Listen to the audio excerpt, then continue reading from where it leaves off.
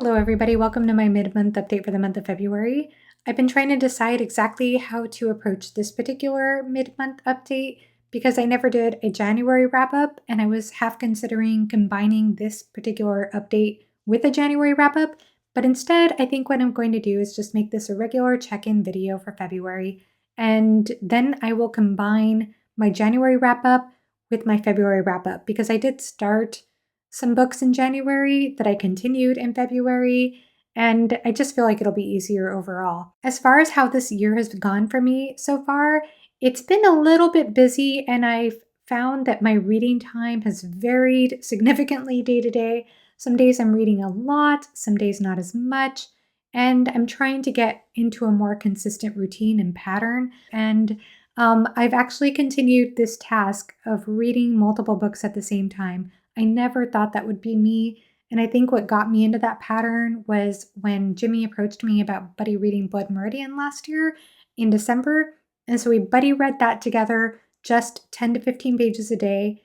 And then after that, not long ago, we just finished buddy reading All the Pretty Horses by Cormac McCarthy, which we took the same approach with, just reading 10 to 15 pages a day, which is ideal for a McCarthy book because I feel like McCarthy offers so much in the way of his themes and subtext and ideas.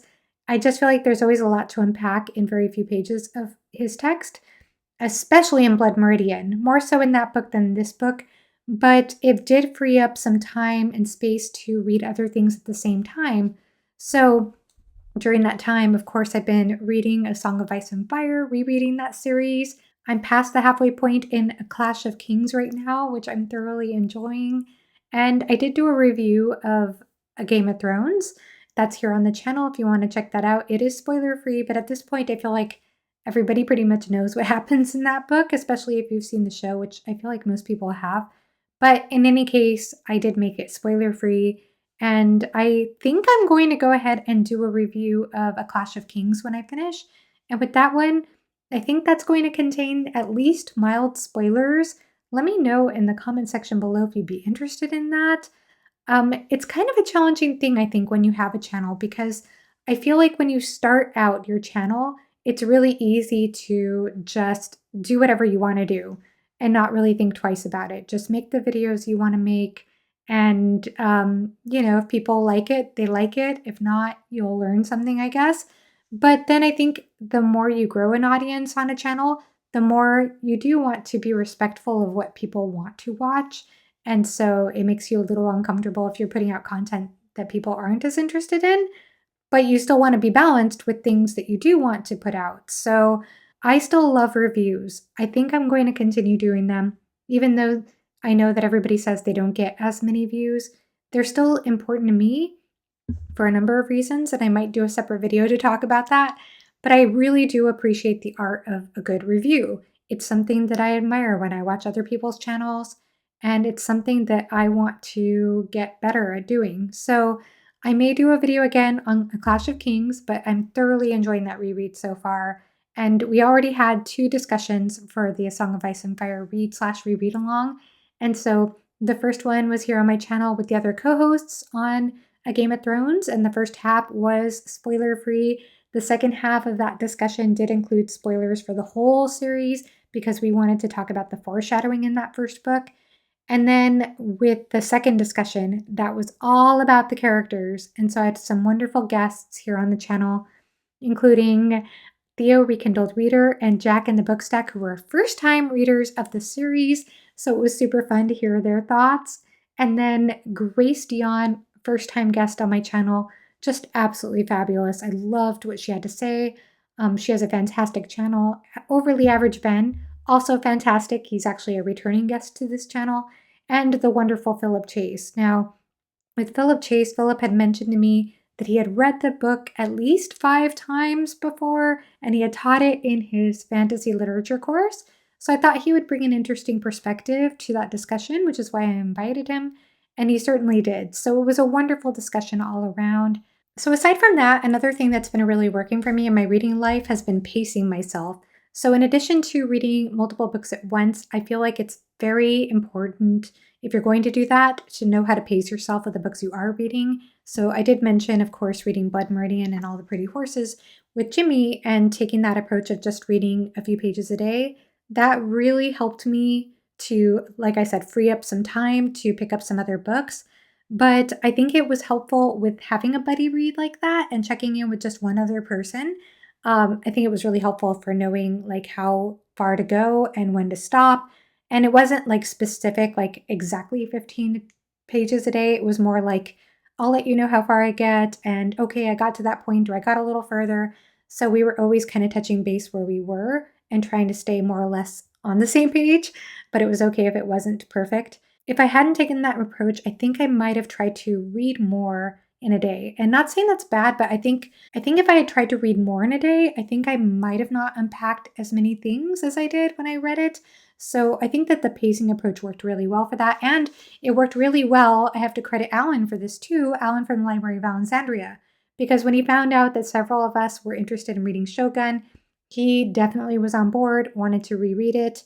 And he was the one who suggested us breaking it up over the course of 3 months rather than read this, what is it, almost 1,300 page tome in 1 month. So I do have my book there on the shelf, and it's there because honestly, I've been mostly reading it via ebook and audiobook. But the pacing has really helped me out. So because we read parts 1 and 2 last month, which is about the first third of the book, we were able to take our time and have a discussion on that. So that was with Tori from Tori Talks, Alex from Tall Guy Reads, and Alan and me. So it was fantastic to have that approach. And then this month we're reading part 3, and I actually finished part 3 today.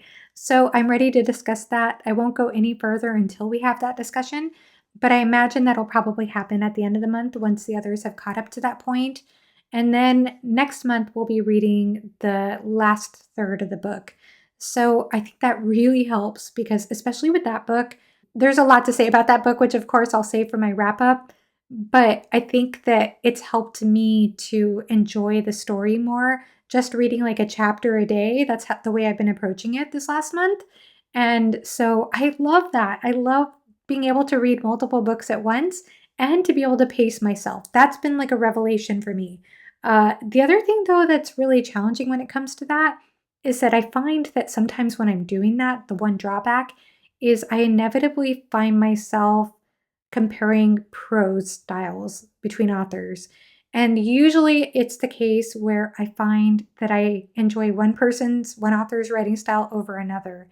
And I feel guilty doing that because I feel like sometimes there's a very specific reason for having a different approach or different style. That's definitely the case, especially when you look at what Clavel is doing in Shogun versus what McCarthy is doing in All the Pretty Horses. Very, very different approaches to prose, to style. And I think that both work in their own right. But I find that the more diversely I read, the easier it is for me to switch lenses to understand, okay, this is a different approach for a specific purpose. And I'm able to adjust my lens because I've been able to read more books that are varied, if that makes any sense. So I think being able to read more diversely has helped me in that regard, but it's sometimes still challenging not to compare. And I also should mention, I'm going to be bringing this up in the wrap up as well, but I also read Knight of Knives by Ian C. Esselmont. And so I'm really excited to be talking about this at the end of the month. This is the first book in the novels of the Malazan Empire. And as you may notice, it's quite a bit shorter than some of the other Malazan books. This one is only 282 pages. So I'm really glad that I finally got to an Ian C. Esselmont book. I'm actually tackling some books that I've been wanting to get to for a while, and I'm really looking forward to talking about that more with you all. One other thing to mention is that I haven't had a Why Read episode in a while, and I am going to have one on February 25th. I decided to take a little bit of time before having another one because I did have those A Song of Ice and Fire live show discussions, which were fabulous, as I mentioned. And so Stay tuned for that. So I think that's about it for this mid-month update. Again, I think reading multiple books at once has been wonderful. Pacing myself with certain books has been wonderful. And just learning more about ways to tweak my reading lifestyle to make it work better for me. I did do that Valentine's Day 10 tips to fall in love with reading. And, several of those tips honestly were for me because I tend to be the one who needs to hear those tips. And I love advice. I just love advice videos of any kind. I love those kinds of videos. It's not a unique video idea, but I'm a sucker for them, so I decided to do one. And thank you so much if you watched and commented on it. Anyway, that is it for now. Please let me know how your February is going, and thank you so much for watching. Have a great rest of your day. Bye bye.